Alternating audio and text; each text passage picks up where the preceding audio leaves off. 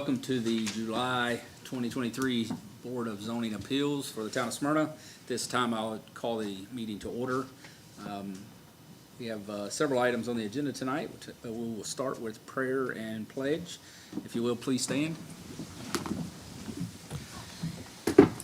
Heavenly Father, we thank you for the town of Smyrna, and we thank you for your continual blessings over our leadership, our staff, our first responders, and our residents. And we ask for your guidance during our discussions here today. In Jesus' name, amen. Amen.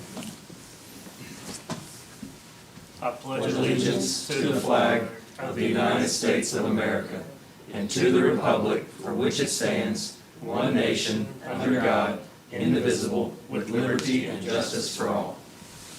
Did you look at the flag with the same thought process? Absolutely. All right, thank you for that, Phil and Scott. Next item is citizens' comments. I see none at this time. That's correct. Item number 4 is approval of the minutes from the June 2023 meeting. Those are in your packet, available for review. Do we have any additions or corrections? Not seeing any. I'll entertain a motion. I make a motion to approve. Motion to approve the minutes. Do we have a second? I'll second that. And we have a second. All those in favor of approval of the minutes from the June meeting, please say aye. Aye. Any opposed? The minutes have been approved. For old business, we have a matter that come before us maybe a month or two ago, a special exception for the Seven Oaks HOA. So Mitch? Yeah, this was back in March, I believe, when it was previously presented to you originally. This is a request for the removal of common spaces on lots 263, 275, 281, 375, and 376 as part of sections 10 and 11 and section 5 in the Seven Oaks subdivision. The concept plan for this PUD was presented and reviewed by the Board of Zoning Appeals in June of 2000. In 2000, PUDs were administered by the Board of Zoning Appeals rather than the Planning Commission and Council as it is done so today, and this was changed in 2002. The zoning of R3 stayed with the properties, however special considerations were granted to the subdivision for varying lot sizes and setbacks among other requirements that are not typically found within a standard R3 zone property. Due to this request, a request to modify the subdivision PUD requirement is being presented to the Board of Zoning Appeals for review. Seven Oaks HOA has requested for the removal of 6 common spaces. The properties utilized for open space and drainage have been sold to separate individuals. The homeowners who purchased the lots or portion thereof are required to maintain the property and assume any responsibilities of the property they own. Homeowners within the subdivision and the HOA are ultimately attempting to dissolve the HOA. The common spaces are currently owned by residents. By selling the common spaces, the HOA now has the possibility of dissolving, as maintenance of common areas and detention ponds are no longer required on behalf of the HOA as there's a new landowner. So, conclusion, staff would recommend one of 2 options. Option A, to deny the request, which would involve maintenance of the current open spaces and detention areas for the HOA, and the Seven Oaks HOA would mean a requirement as part of this PUD. Option 2 is to modify the PUD, which would include A, which would apply to sections 5, 6, 7, 8, 9, 10, 11A, and 11B of the Seven Oaks subdivision. B, to remove the requirement of common spaces. C, remove the requirement of HOA for these sections. D, any future development or subdivision of the common areas would adhere to the zoning ordinance requirements. E, 4 open space lots or portions thereof, which would include lots 263, 275, part of 375, and 376, are currently dedicated as public utility and drainage easements and would remain for drainage purposes. And F, a portion of the common area within section 5 is utilized for utility purposes due to pump station and force main located on lot 375 and in common space as part of section 5. This remain as well. So back in during this original request, the discussion was had that not all of these lots have been sold off to separate landowners, and that has now been done so at this time. So it was determined at the point of the last meeting that once all these lots have been sold to other individuals, it'd be brought back before you to have an official review upon. So that is what we're here for today. Excellent. Jason, I do have one question. So, assuming that the board was to approve this request and abolish the HOA or the need for the open space management, what is the responsibility of the property owners for that land that they've now acquired going forward as far as keeping it cut, not allowing it to grow up, et cetera? Since some of them are not, lots with, all of them are not lots with houses on it, I didn't know how that affects it. Yeah, certainly, they still have to be maintained pursuant to code, so generally applicable codes requirements, obviously, but in addition, we've got, wherever there's a drainage easement, utility easement, or other easement to benefit the town, those are not affected, so if there's anything done to interfere with flow of water through the drainage easement or access to our utilities, that'll have to be dealt with, the same as it would be dealt with if those were in possession of the HOA, except we would be dealing with the owner, the property owner directly, rather than the HOA. As far as maintenance and upkeep, it'll be treated just like any other lot, so the same expectations apply. Gotcha, okay. So essentially, the maintenance and the, I guess the maintenance and upkeep of the lots really doesn't change. It's just the responsibility of who has to do it is what's really changing. Yeah, that's correct. The requirements don't change. The owners, the new owners are assuming all of the responsibilities for themselves individually. Okay. And Mitch, I know last time it was, I guess is that lot 376? I don't know which one the long one was. Sorry, I have diagrams. Yeah, whichever one the long one was, that was the one that still had them, and you're saying that we've taken care of that, all of that is now allocated? I guess Correct. section 5 is what it is. Correct, yes, everything has been allocated. Excellent, Accordingly. okay. So if you guys remember, and gals, sorry, if you remember when they came back last time, it was that section 5, there was still, I think there was some confusion there initially, they didn't realize that was part of theirs. Correct. But it's now been taken care of, so any questions, concerns, or comments?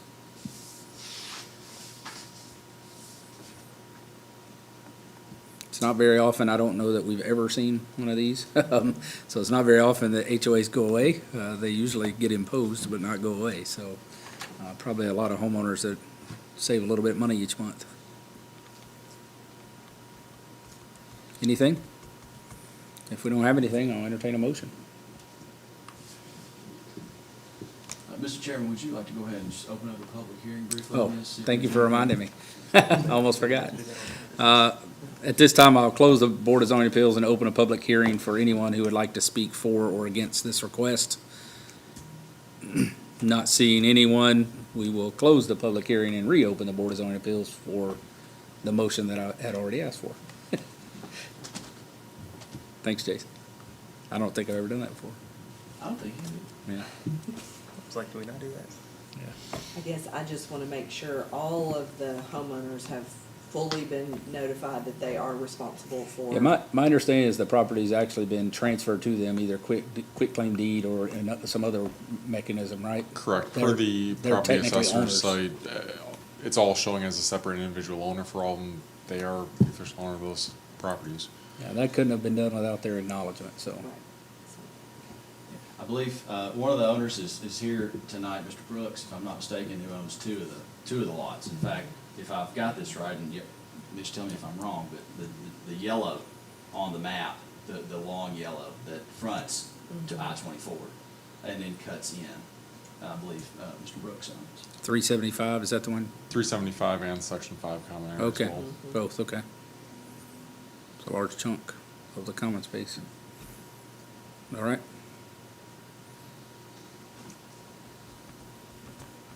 Anyone?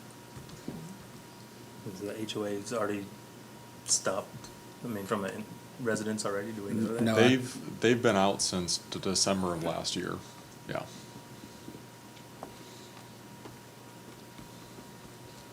So how would that need to be worded? Just, are we modifying or just? You could, well, I guess, are you wanting to, if you're wanting to do the modified, then you would follow, you could just say option 2 or modify the PUD. recognizing staff's comments. If that's the one you want. Otherwise, you could, if you wanted to deny, you could do the denial with the two options there. You don't have to read all 6 or 7 of those, is my point.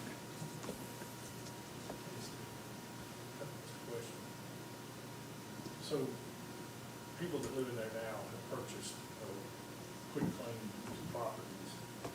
I'm thinking about another one that we have, that you're very familiar with, where we have a lot that's Mhm. in a common area. If one of these homeowners decides to sell their home, they have possession of that other lot, and now they've moved out. I just want to make sure they understand they're still responsible to the town. Okay. The codes department, for mowing. Yeah, let me, Detention ponds and those kind of things, even though they may not live there, that's something to consider. yeah, let me restate that for the record and for the public. We have another situation in the town, another subdivision, where there is a common area lot like this that had been deeded to an individual that used to live in the neighborhood. It was adjacent to his home, and he had 2 deeds, one for his house and one for this additional lot. Through family circumstances, the property ended up passing down to a child. The child no longer, doesn't live in the area, didn't live in the subdivision. The house portion was sold. The second lot, the empty lot, was never sold and continued to be owned by the estate or the family. So no one in the neighborhood technically owned that property any longer. Although they were not in the neighborhood and not there to maintain it, it's still their property and still their responsibility. So this would be the same thing in this case. If the property, these open spaces and the houses, unless you were to get them changed, they are separate deeded pieces of property, and you'd be responsible for them. Even if you sold your house and moved out of state or moved out of the area, you would still be responsible for the other one. Of course, there's options to have things redeeded and redrawn to put them together, but that's a whole nother process. But either way, you're still responsible for that, as long as the county says you own it. And I assume none of these have a cemetery or anything like that, so these would all have property taxes, et cetera, associated, so that's the other thing. This particular lot we're referencing, and the other one doesn't have property taxes because there's a cemetery on it, so it's kind of been tricky to chase somebody down. There's no real financial burden, so, anyway, yeah, thanks, Brian. And if the HOA has been pretty much kind of dissolved since HOA not active, there's no calls or anybody wanting to keep it or anything like that. So I'm just, nobody is called with opposition saying we don't want to dissolve it. There's been there's no management company over it. The subdivision does their HOA, basically that's the one who's presenting this request. And for no one's us. mentioned at the town any opposition to any of this. And I guess we do have things posted about this meeting. Okay. Just for the record, and I don't know if this was involved in your question or not, but, so that everybody's clear, we don't have any information or get involved in whether the HOA has done what it was supposed to do as far as, it's its own entity, has it gotten requisite approvals, has that board done all the things they're legally required to do, gotten approvals from homeowners or any other thing they would have to do in this process. We're not involved in any of that in any way whatsoever. This is simply about zoning. Does that make sense? Yep. Okay. And the request that we've got is honestly, it's from the HOA. It's not from an individual, it's not from a group of individuals, it's from the HOA. So the HOA is asking to dissolve itself essentially.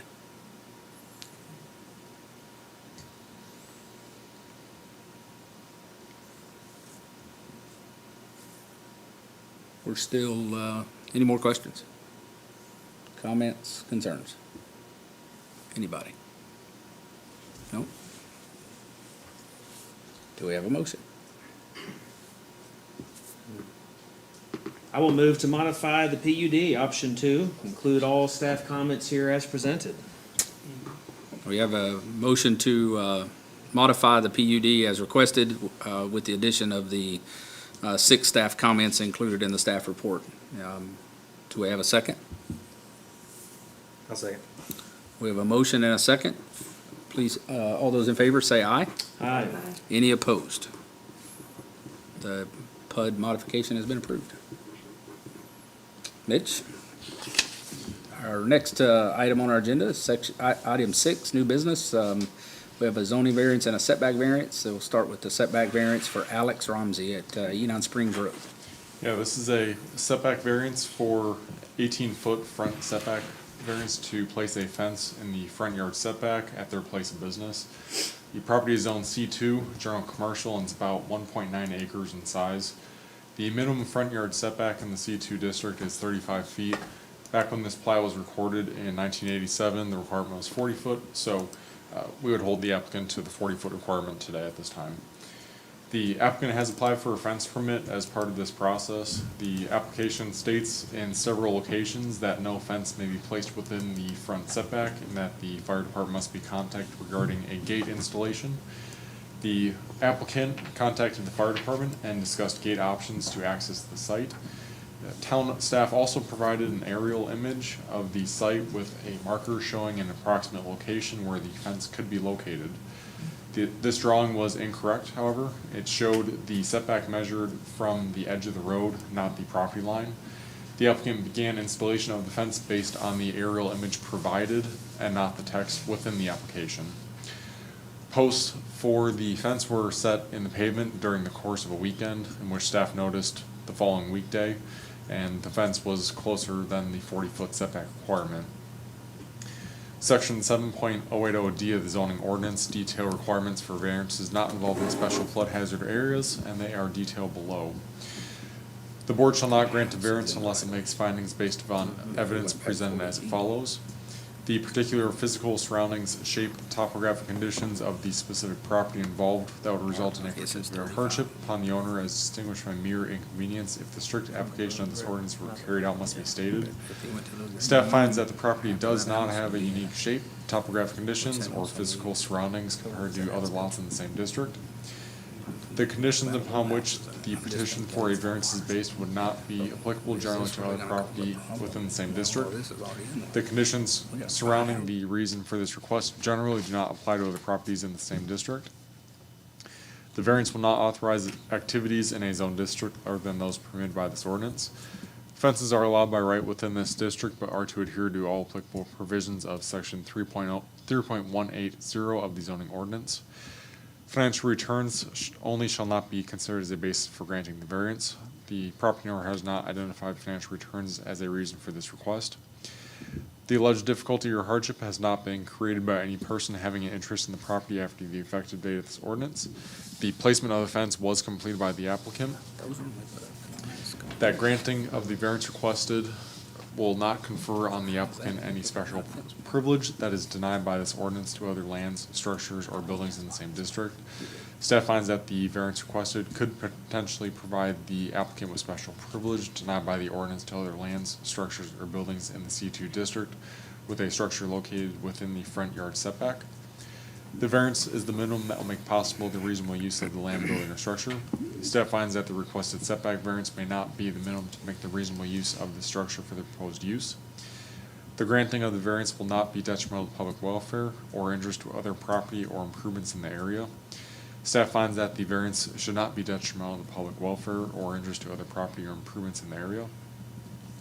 The proposed variance will not impair an adequate supply of light and air to adjacent property, substantially increase the congestion in the public streets, increase the danger of fire, endanger public safety, or substantially diminish or impair property values within the area. Staff finds that the variance may not have any of the above effects, and number 10 is not applicable in this case. In conclusion, staff finds that the property does not have any unique physical attributes associated with this lot. The applicant contacted staff regarding a fence permit to which the applicant was supplied with paperwork, noting that the fence may not be located within the 40-foot front setback, as well as a diagram showing incorrect location placement for the fence within the front setback. The applicant followed the diagram and placed the fence in the noted location, which does not meet the 40-foot setback requirement. Posts were mounted in the parking lot area over the course of a weekend, in which staff noticed the posts were located within that setback the following weekday. So a couple pictures of the site. So this is on the site, looking at the post mounted in the pavement. This is a further back, kind of in a rough location for where the 40-foot front setback would be located. Then you can see where the posts are mounted. And then this is a overhead image, a little bit difficult to see here, but we have a red line right here, which is an approximate location showing where the fence is located today. And then there's a green line behind it, which would show where that 40-foot front setback approximate location would be located. So that's all I got. All right, any comments or questions for Mitch before we go to public hearing? Didn't forget this time. All right, we will suspend the Board of Zoning Appeals and open a public hearing for anyone who would like to speak for or against this request. If you would like to speak for or against, please step to the podium. Not seeing anyone, we will close the public hearing and reopen the Board of Zoning Appeals. I guess I'll jump on the soapbox first. So there's a couple of things that bother me about this one. Normally, there is absolutely no way that I don't think we've ever approved a fence in the setback without a clear and concise hardship. This property's normally shaped, not really any hardships that can be found. So this, when I first looked at this, to me, it was a kind of no-brainer. But there are a couple of things that bring me to pause, and I need some direction, I think, from Jason. So the first one is, in the picture, if you can go back one picture, the sign and 3 private light poles are already in the right-of-way and have been allowed to be there for some period of time. They're in the front setback. They're closer to the road than the fence. Secondly, if you go back to the other picture, the office house right beside this property, half of that house would be in that 40-foot line. And then the house down from this, commonly known as the Victory House, almost that entire house is in the setback. This, I realize they were built Yeah. long before, but Yep. it's still, they're already there. If there was a widening of this road and we had to go to that far, we would pretty much have to buy these homes or these buildings or tear them down or something, or somehow go around them, whatever. So, my thought, and then the last piece is the town accidentally misunderstood, whatever, gave the applicant a drawing that we have acknowledged that he followed. Even though the text may have said something different, we did give him a drawing that he followed. So, all of those, to me, seem like extenuating circumstances that we could consider. I'm not suggesting we have to or that we should, I'm just saying this one has some extenuating circumstances I don't think we've ever seen before. And that's the pause that it gave me when I looked at it. I live near there, so I saw these posts go up, and then I saw the property, kind of the progress stop. So I assumed that he had gotten a visit by codes. That I thought it initially that's got to be they're too close to the road. But if you go back one more time, Mitch, to the picture, the posts are not, I guess they're not obnoxious. They're not, they're not obtrusive. They're not on top of the road. And that isn't necessarily a reason to approve it or whatever, but considering the other things that have already been there. And I know those light poles are only put up in the last couple of years. So I'm not sure how they got there unless there just wasn't, there had to be a permit. I guess they wouldn't have connected them. So I don't know how that happened. Did the fire department have any comment on this, on its placement being an issue for them? Because I know that's a big part of it, like where gates can go and such. yeah, so they just want to verify if there is an instance like this where the applicant would like to enclose their site off, the fire department wants to ensure they have what they call an ANSI approved gate, which will open up in the event that a fire's there, they can, flash their sirens and then the gate will open for them, so. And has that been satisfied here? Not yet. The He hasn't progress put any of it, fences or yeah. nothing up. All these, this is exactly where it's still at, so it Yes. hasn't moved forward yet. I'm just wondering if the fire department's going to have an issue. The applicant's discussed it with the fire department.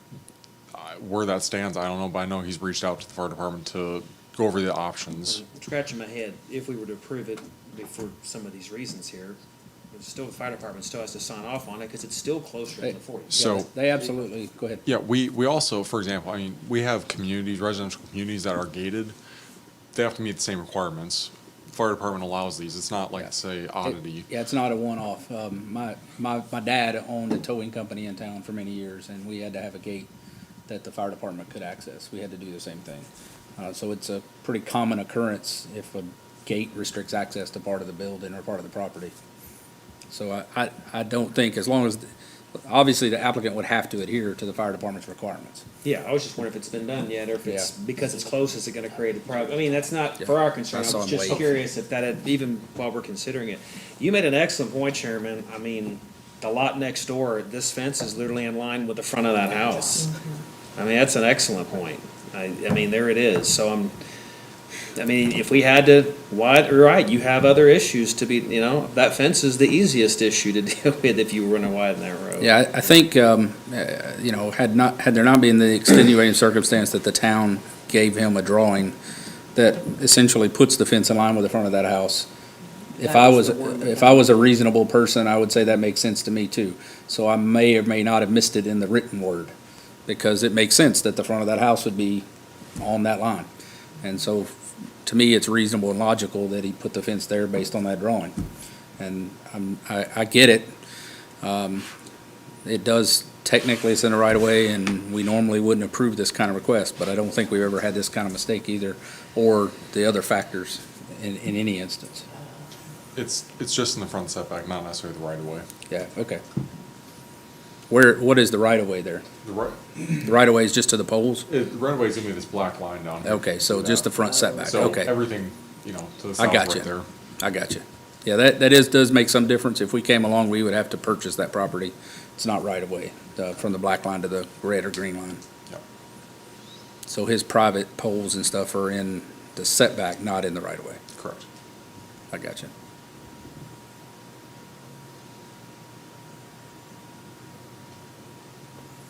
And if I'm not mistaken, the applicant just purchased this property, so I know that he didn't put the poles in the sign up. Not original, no, because they've been there for a long time. Well, the light poles, I remember when they put those up, that's been a couple of years. The sign, I'm not sure about. But I know it's been probably 2 or 3 years. It wasn't lighted originally. Comments, questions, concerns? And again, I'm kind of, like I said, I'm on the fence on this one. I think there's precedent for denial. There's also extenuating circumstances for approval. So I'll leave it up to the board. The fact that we provided the aerial view and, you know, made the mistake too gives me pause. Mr. Ramsey, did you want to speak? Hold on just a second. Let me get to you. Hang on just a second. At this time, I'm going to suspend the Board of Zoning Appeals again and reopen a public hearing for Mr. Ramsey's comments. Mr. Ramsey, if you could please state your name and your address for the record, please. Alex Ramsey, 295 Inanna Spring Road East, Smyrna, 37167. About the fire department, I went to fire department, talked to Mr. James, and he said, it's okay. The only thing he asked me, did you make a fence? I said, not yet.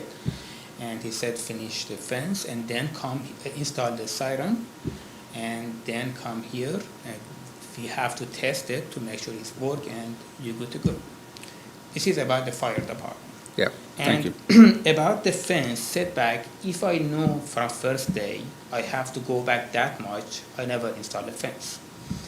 But under the email I got from Public Works, which we find out is a mistake later, they clearly emailed me and they said it's 40 feet from the street. And the email is clearly is here. That's why we start making a fence 40 feet from the street line, and we spent a lot of money for it actually, and it's not refundable. Half of the job, most of the job is done actually. And I need that fence because of a lot of issues we have with the car dealership past few years. In one night they just got 5 of my cars. In one night they stole 2 of my cars. A lot of Cadillac converter issue. A lot of wheel and tire out from the car.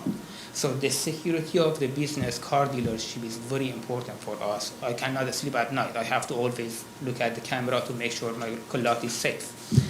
And that's the reason I'm here, and to ask you please help me out to make a fence.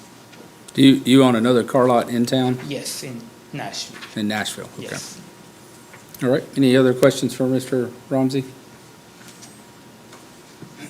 Right, thank you. Thank you so much.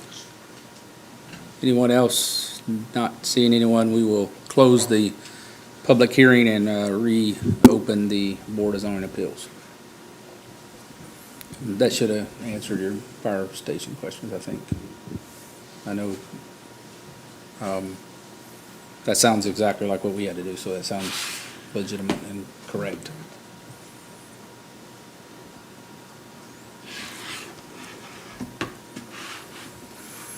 So there was two worded emails, one that said 40 feet and then one that gave approximate distances. Yeah, that's what he's saying. In addition to a, Yeah, this picture. says there was also a diagram, in our staff report, that there was also a diagram showing incorrect location. I don't know if we have that email. We're just aware of the diagram. I got you, okay. I mean, if he's got it, he's welcome to provide it, obviously, I'm not sure. Yeah, do you have a copy of that email? Could we see that, please?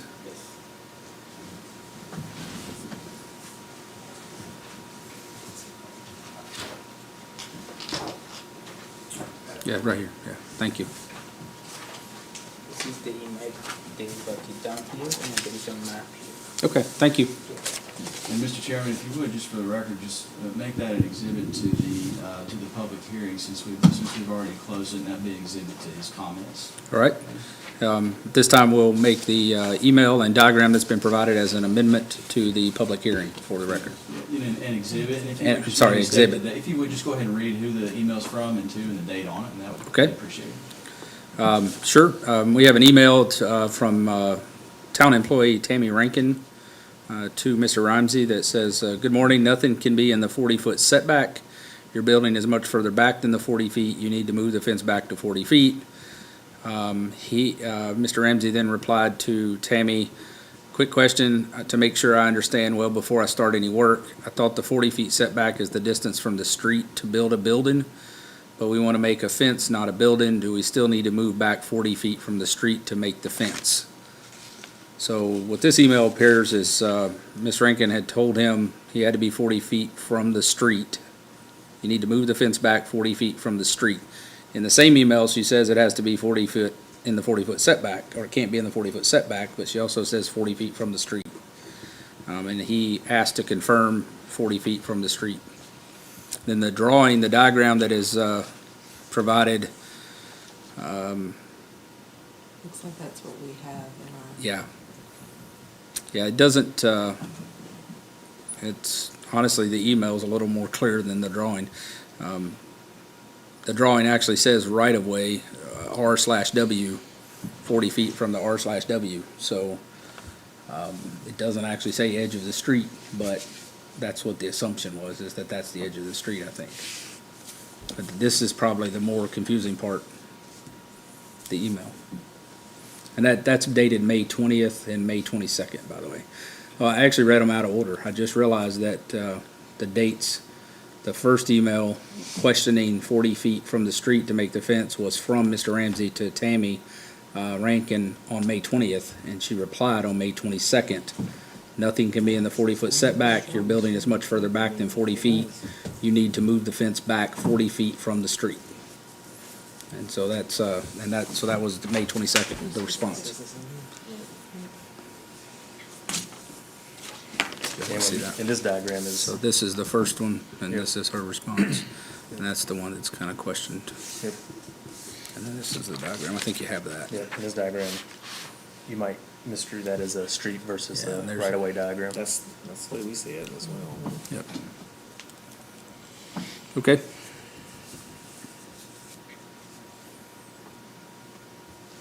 Additional comments, questions?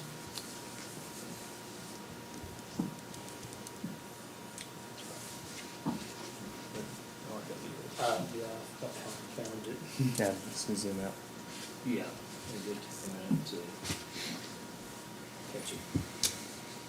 And I'll just say, and I don't know, a lot of you on this board are very experienced and so may have run into this issue before, but just so everyone knows, the board is not under an obligation to approve the request solely on the basis of staff error, okay? So, just want to say that so we're real clear. You know, people in local government make mistakes sometimes too, and that's okay, we're all human, right? And so, don't have an obligation to approve just because of that. Again, I know how that factors in your consideration, I just want to be real clear about that. Yeah, it doesn't make it an obligated choice. I got you. Okay. It doesn't change the zoning ordinance or applicable law or anything, and that's what your decision is to be based on, okay? So just to be clear about all that. Is it safe to construe from that comment that there's no legal ramifications one way or the other? No, employee misrepresentation is specifically exempt from tort liability under the Government Tort Liability Act. And so Okay. an accidental misrepresentation, the town cannot be held liable. Gotcha. Okay.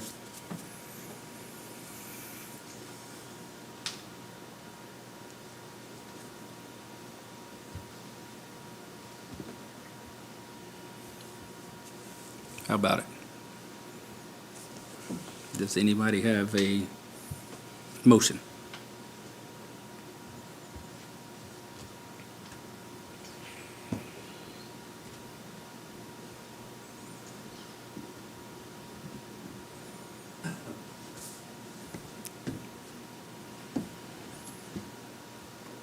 It's really quiet up here. Anybody?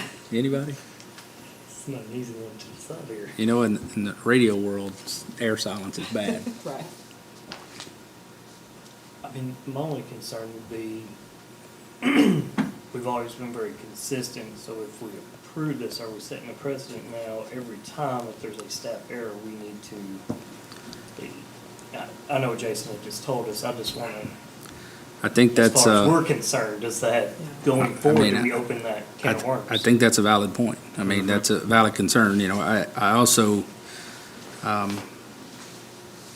think that if we cite the specific kind of nuances of this one as the reason for approval or denial, then we haven't set a precedent because another one would have to meet those same nuances, Right. right? So it's really, yes, to your point, it could look that way, but I think if that's the sole reason we were to approve it, then absolutely that sets a precedent. If you're just wanting to approve it because staff made a mistake, that would definitely set a precedent, and I don't Right. think that's accurate. The other factors for me that I was considering, and again, not suggesting this is why we approve it, but sign, light poles that are also already in that setback and have been allowed to be there. The front of the building next to it is at the same point.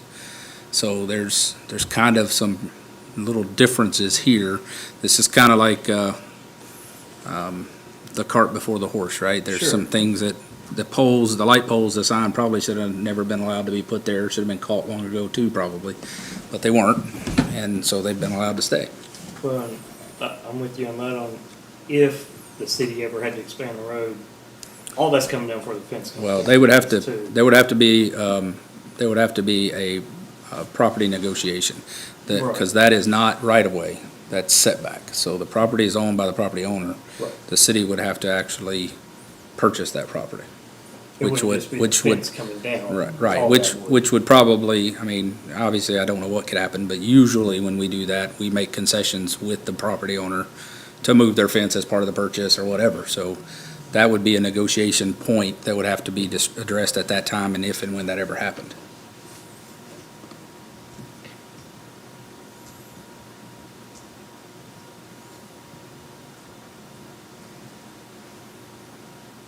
Just to add another little tidbit here, so don't be hung up on the whole sign issue also.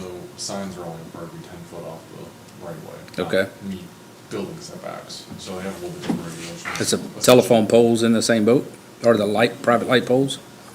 I'm not exactly sure on Yeah, those 'cause- ones per se. Yeah, because it doesn't seem a lot different than fence posts, honestly. That's where I'm going with that. Kevin, did you say something? I said, I think utilities are treated a little differently as well. Even though they're private utilities, they're not city utilities. We didn't put those up, they're private light poles. They're built into electric, AT&T, whoever. I Steve, don't, are you talking about the light poles to illuminate the parking lot? yes, Okay. Yeah. Okay, I'm sorry. yeah, they're private, they're privately owned light poles. I mean, we don't have not required those to be setbacks anywhere. Okay. Private property. So they would just have to be out of the right of way as well. There's not really a structure. Okay, so the pole and the sign isn't in violation anyway, because they're not really a structure. So now we're just down to the fence. Yep, just down to the fence. I tend to agree with Scott that just because if we're not obligated because of a mistake, which is what the council has informed us of, and we don't have a financial liability one way or the other, then I think we would be setting a precedence to approve the fence on that merit alone. And we've been pretty consistent on We've these very never- similar. I'm not aware of any that we've approved in the past. I do know of any, Mitch? In this situation, we've had one in the past I can think of where, for staff error, something happened on a building permit, for example. Staff error miscalculated some setbacks or whatnot, and structure was built in the backyard based on staff. They were brought before the Board of Zoning Appeals for consideration. Off the top of my head, I can't remember what happened. I believe it was probably approved. Yeah, I think I do remember that one. That one was a little different because Yes. there was not conflicting information. It was completely Correct. mistaken all the way through. In this case, there's literally one sentence that didn't exist. There wouldn't be a confusion. And that's the only one I can really think of, which would be close to this situation.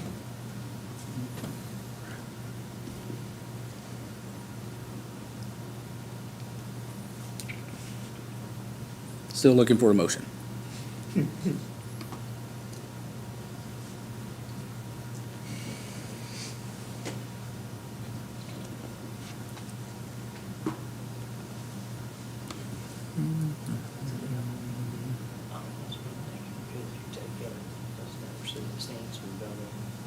Go ahead and make it, and we can vote. If it doesn't pass, we'll make the other one. I'll make a motion to deny the requested 18-foot front setback variance for the fence, based on lack of hardship. All right? The motion good, Counselor? Okay. Sounds clear to me. All right. We have a motion to deny the request based on lack of hardship. Do we have a second? I will second. We have a motion and a second. All those in favor of denial, please say aye. Aye. Any opposed to denial? Motion has been denied.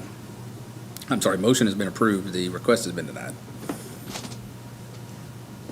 All right. Next item on our agenda is a zoning variance for Mr. Craig Brooks at 100 Goodrich Court. All right, so this is a zoning variance request to allow an accessory structure on a lot without a principal residence. The applicant has requested a zoning variance to allow an accessory structure to serve as the principal structure on an R3 zone property, which is currently vacant. The lot served as open space for the Seven Oaks subdivision and was sold to the residents of the subdivision as well. Per the zoning ordinance, customary accessory structures, including private garages and non-commercial workshops, are considered a permitted use within the R3 zoning district. However, an accessory building is defined as a subordinate building or structure, the use of which is incidental to that of the principal building and located in the side or rear yard of the same lot therewith. A principal building can be defined as a building in which is conducted the principal use of the lot on which it is situated. In any residential district, any dwelling shall be deemed the main building on the lot to which it is situated. Section 7.080D of the zoning ordinance detail requirements for variances now involving special flood hazard areas, and they are detailed below. The board shall not grant a variance unless it makes finding based upon evidence presented as follows. The particular physical surroundings, shape, topographic conditions of the specific property involved that would result in a particular hardship upon the owner is distinguished from mere inconvenience. If the strict application of this ordinance were carried out, must be stated. Staff finds that the lot is uniform in size, shape, and topographic conditions. The 100 and 500-year floodplain are present on the site, and compensation would be required if development were to occur in those areas. At this time, based on the drawings presented, the applicant doesn't intend on developing in these areas, so more or less is a informational comment more than anything else. The conditions upon which the petition for a variance is based would not be applicable generally to other property within the same district. Staff finds that there are no unique circumstances with this lot. The variance will not authorize activities in a zone district other than those permitted by this ordinance. Accessory structures are allowed in residential district, but are to only be placed on a lot which a residence is also located. Financial returns only should not be considered as a basis for granting the variance. The property owner has not identified financial returns as a reason for this request. The alleged difficulty or hardship has not been created by any person having an interest in the property after the effective date of this ordinance. The alleged difficulty or hardship has been created by the applicant with the site previously designated as open space and owned by the HOA. That granting the variance request will not confer on the applicant any special privilege that is denied by this ordinance to other lands, structures, or buildings in the same district. Staff finds that the variance requested may provide the applicant with special privileges denied by this ordinance to other lands, structures, or buildings in the R3 district due to lack of hardship. The variance is the minimum that will make possible the reasonable use of the land, building, or structure. Staff finds that the request is the minimum that will make possible the reasonable use of the property based upon the applicant request. The granting of the variance will not be detrimental to public welfare or injurious to other property improvements in the area. Staff finds that the variance would not be detrimental to public welfare or injurious to other property improvements in the area. The proposed variance will not impair an adequate supply of light and air to adjacent property, substantially increase the congestion of public streets, increase danger of fire, endanger public safety, or substantially diminish or impair property values within the area. Staff finds that the variance should not have any of the above effects, and number 10 is not applicable in this case. In conclusion, staff finds that there is no physical hardship with the lay of land. The site was previously owned by the HOA for the subdivision and sold off to the homeowners within the subdivision, as someone has to maintain the property without an HOA. The applicant would like to utilize this property rather than leave it as an undeveloped site. In addition, there is also a Smyrna utility pump station and force main located on the site, which would have to remain, can't be removed. It's something that's treated as if any other utility on site, typically found underground. This is just above ground, so would have to remain on site as part of this request. So, a couple pictures of the site. This is the corner of the lot, looking at an approximate location for where the structure would be located at. And then this is a rougher location, approximate, where the structure would be located based on the applicant request. So for context, the applicant does live across the street from this parcel, so it's not as simple as combining lots together, so then you would have the principal structure on the same lot as an accessory structure, in which case we wouldn't really have an issue at that point. So the issue then, you don't have a house on the lot, applicant's request to have a accessory structure without a house. So that's what we're looking at. Thank you, Mitch. The applicant's house is at the opposite corner? Correct. Yeah. I assumed with the 100 address that it was. Yeah, I believe it's sitting up here in this corner. Okay. All right. Any questions or comments from the board for Mitch at this time? Topography-wise, is that low level, like the wooded area, unusable? It's not necessarily Out of unusable. curiosity. I mean, so the floodplain on this property, the 100 and 500 years previously mentioned, is sitting down in this corner right here. That's the low area? That's the low area. As far as sinkholes or anything of that nature, we can't really speak to. So I don't know what the contours look like on this land. I can just tell you where that FEMA's located at, and it's not anywhere in this vicinity.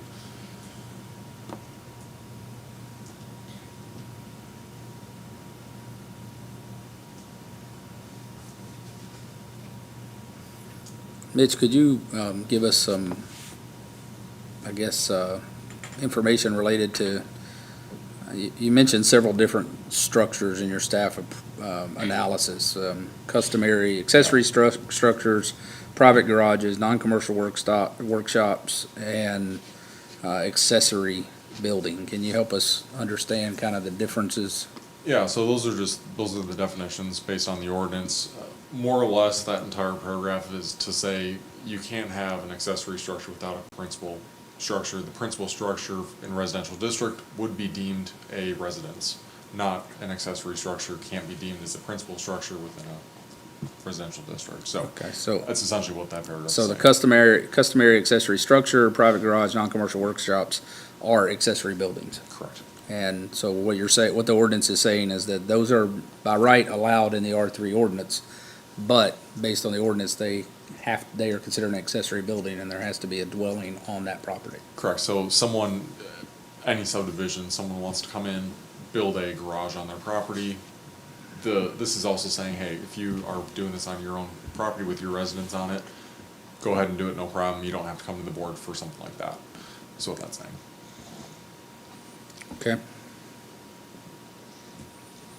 Any questions anymore? I'm just assuming, and I'm just gonna put this out there, this is basically to make sure that people don't buy just a random piece of property and put like a garage or something on it with an apartment above it, and it doesn't really fit the rest of the area. Actually, the apartment would become a dwelling, that would be a primary structure. The point is that you're, got a piece of property with just an external building setting on it with no accessory structure, no dwelling, no one living there. Okay. So with an apartment, it actually would be, So that Probably would, acceptable. that could be permissible. could be, I mean, you would have to follow all Potentially. zoning, et cetera, Yeah, but all yeah, building codes and- potentially, that's Okay. that's a solution, yes. Well, and also it'd have to be the principal use as a dwelling. I understand. Yeah, so it couldn't be, a principal use for lawn care equipment or something like that with just an accessory apartment that nobody's using, right?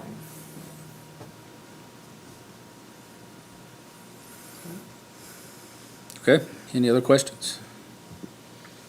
All right, I don't believe we've seen one quite like this, in recent years, but, the same, I guess I'll just state this, our task, our requirement as the board is to, consider hardships and, I guess, factors that are not created or caused by the applicant. So, in this case, we have to determine, is there a valid hardship to approve it? It's really that simple. Is there a hardship or is there not? But yeah. Yeah, I'm fixing to. I'm just giving that direction. Yep. All right. At this time, we'll suspend the Board of Zoning Appeals and open a public hearing for anyone who would like to speak for or against this request. If you would, please step to the mic, state your name and your address for the record, please. Or the mic's gonna step to you, I guess. Craig Brooks, 100 Goodrich Court, Smyrna, Tennessee. I do own the property that's adjacent to that on the corner. That property goes all the way up, and it shares that same common street as my property on the other side. The original purpose for this was for the HOA. The HOA decided they didn't want to have an HOA anymore, so they were giving out the property. We were originally going to put storage for lawn equipment and things like that, so we can maintain all the common grounds. Well, they decided they're going to dissolve it. I was a vice president. The president decided, I don't care, even if they want to come seize the land, we're just not going to have a board, we're just not going to have an HOA. And I said, we need to have and do it the right way. So that's why I presented this to come in the right way of reassigning and having someone maintain the property. Unfortunately, when we came in last time, we had a whole nother strip that I'm part of the original, the first issue we brought up, is we didn't even know we were part of that. That was transferred to us in 2018 that we didn't know, because I was on the board and my management company didn't tell us that now we are responsible for another common ground. So I, at the last meeting, said, fine, I'll just take it on me, just so we can get that common ground designation changed so that the homeowners have, can be responsible for it, but also have, the right to do what they want based on the ordinance with those common grounds they've already accepted. I am the only one that well, actually, there's one other from the beginning of the property at the beginning of our community, but the rest are all next door adjacent to each other. No one wanted this who has adjacent, so I took it, so I'm right across the street from it. The problem with this property is there is nowhere to build a house on this property. It's a long property, and it looks huge, but really there's a 10 to 12 foot ditch right behind where that little storage unit that I'm trying to put there. I have my home, we have several vehicles. I have 5 people that live there. We all have vehicles, and I've got a lot of storage. So I'm like, well, I will take it if I could put a storage building, just put my stuff inside the storage building on the other side. Obviously, my only challenge is I don't have a property that butts right to it. I have a street that separates me and that property. So right behind, if you can take the other picture with that, right behind where you see that yellow building, that drops off into a drainage, and it's a sinkhole. And right in front, there's 2 sinkholes right by the street. So you can't build anywhere near the street either. So there's nothing you can do with this property except for have trees and ditch and drainage. And I was more than willing to go ahead and mow it, take care of it and all that, just so we can do it the right way, assign it off the right way.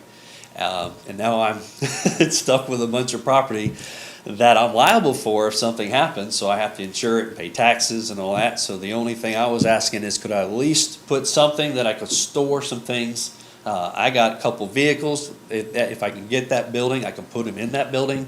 It's not like I'm parking everything everywhere. At least it'll take some pressure off of my home, which is right on the corner. I've been there 18 years, so we've got a lot of things accumulated. So I just wanted to, hey, let's move it there. And plus I have another storage space that I have personal items in. So I said, well, I could just put it in there behind doors, and it's pushed up against, because the building, the trees are a lot taller than the building, so it's kind of going to be buried right on the edge of where that drop off is for the drainage. So that's the little more history behind what that is. You just know where you can put an actual home, so you can't have a primary residence and a garage on the same property. You're just not going to find a place for it, especially with the setbacks. Setbacks are 38 feet on each corner, so that means where you saw that little where a little shed is, that's as closest to the corners I can get with that, so it literally will fall off if I had anything wider. So that's why it has to be long and narrow to at least make use of that property. Otherwise, it's just a bunch of common grounds that I'm responsible for now that I can't do anything with. So that's all I have. So I just thought maybe that might clarify what that is a little bit. All right, thank you, sir. Any questions for Mr. Brooks? All right, none. Seeing anyone else that would like to speak for or against this request? Not seeing anyone, we will close the public hearing and reopen the Board of Zoning Appeals. So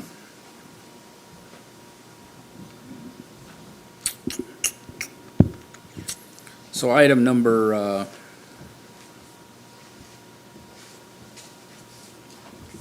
I guess that kind of looking at the staff report, the item number 7, which states that this is the variance is the minimum that would make possible the reasonable use of the land. That's pretty much Mr. Brooks's point, is that based on the lot, based on the topography of the land, this is pretty much the only spot to put anything. It would be impossible to put a house and this on the property.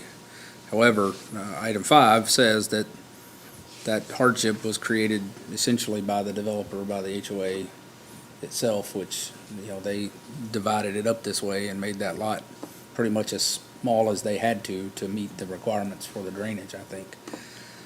So that's the difficulty, is there could be construed a hardship. However, the hardship is created by the HOA. Chairman, I want to pick up in between. You mentioned number 7, number 5, number 6 is what I want to speak to. Staff finds that the variance requested may provide the applicant with special privileges denied by the ordinance to other land, structures, or buildings in the R3 district due to lack of hardship. There isn't a hardship to do this. This is a want to.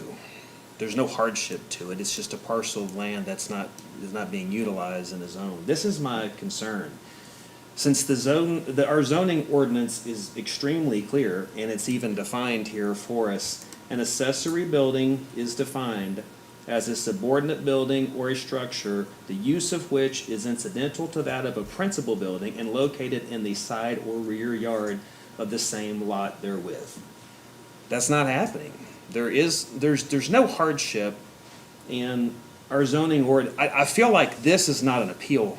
I feel like this is the request of, this needs to go, a zoning ordinance change needs to be requested and go through the proper channels of, all the way through town council to change the zoning ordinance that you can put an accessory building on an R3 parcel that doesn't have a principal. I'm uncomfortable moving forward because this is well beyond, because there's no hardship.